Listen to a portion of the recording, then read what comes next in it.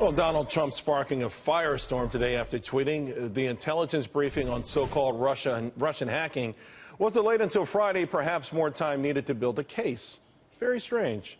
But Trump is now facing some backlash from even key members of his own party. Joining me now to discuss, Herb London and former CIA operative Mike Baker. Herb, let me go with you first. Some are saying that because Donald Trump retweeted about Julian Assange's interview and the idea that perhaps a 14-year-old could have broken into the DNC, that he's siding with him against U.S. intelligence. Do you see it that way? I don't see it that way, but I think one of the things that's happened is that the intelligence community has been politicized.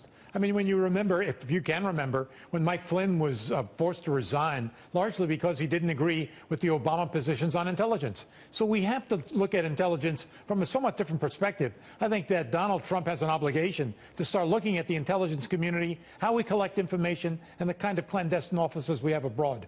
But should he have confidence in them? Is there a legitimate reason not to have as much confidence in the security agencies as we might have had 20 years ago, 40 years ago, 60 years ago? Look, one of the things that's true about the intelligence community is that people were asked to engage in personal sacrifice for a mission.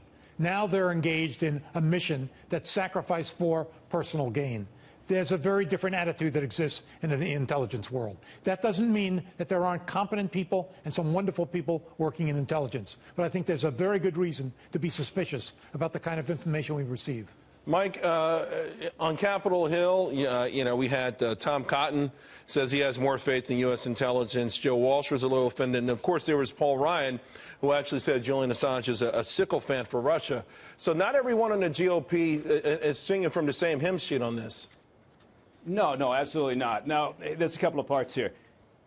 Should you always question intelligence? Well, yes, you're taught to do that whether you're working operations in the street or whether you're at the top end of the intel community or you're a politician on Capitol Hill or you're the president. You always question the intelligence. You interrogate it. And you're always looking, as you know, you're looking for corroboration. You're looking for multiple sources. You're looking for, something that is somewhat rock solid. Now, the flip side of that is it's never black and white in the intelligence world. We don't like to think it is because of feature films and beach books, but that's not how it works. So a lot of times your intelligence is based on your best informed opinion, based on the intelligence you're able to gather because of what's accessible to you. Now, so should the president-elect be questioning intelligence? Yes. Should he be doing it in the manner that he's doing it? Absolutely not. Right? I mean, I would be blowing smoke up your backside if I sat here and said I don't have a problem with the way that he's doing this and engaging in this sort of behavior towards the intelligence community that he is now going to have to work with over the course of the next several years. What's wrong with calling them out?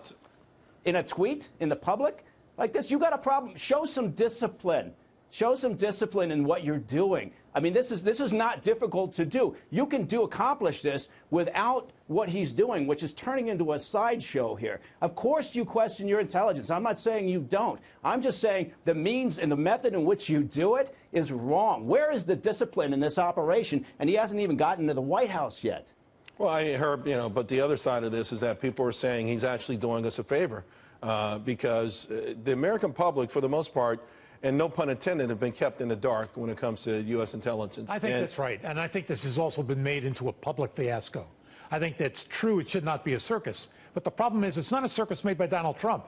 It's a circus that's been made by President Obama, by the Democratic Party, by Julian Assange, by television operatives. There's no question that this has become a public issue. As a consequence, Donald Trump is simply capitalizing on something that's already out there. Well, Charles, I agree completely with what Herb is saying in terms of where this freak show is coming from, and it is the current administration, and it is the way that they've done that. I will say this, and you guys can correct me if you've got greater operational experience inside the intelligence community, but the people that I work with, the people that I've known for years and years, that I still know who are in there, they're not politicized. Now, is the top of an organization politicized? John Brennan, I mean, he's got a very close relationship with President Obama. I don't know. That's above my pay grade to say how politicized he is. But I can tell you the people that are out there collecting intelligence, that are doing the analysis inside the agency, they're not politicized. What happens when it gets out and it gets in that washing machine of the national security team over at the current White House? That's anybody's guess. But I can tell you, Right. the people that are out there collecting and getting that information off the street in very dangerous places oftentimes and working nonstop to protect this nation and protect the Constitution, that's not a political machine. Yeah, Mike, I don't think anyone has a beef with those operatives. I think it's at the higher end of the echelon where the politicalization of this has run amok, and perhaps it's new leadership that they need so that the work and the sacrifice that those men and women that you're describing really counts for something and is not politicized anymore. Gentlemen, I want to say thank both of you.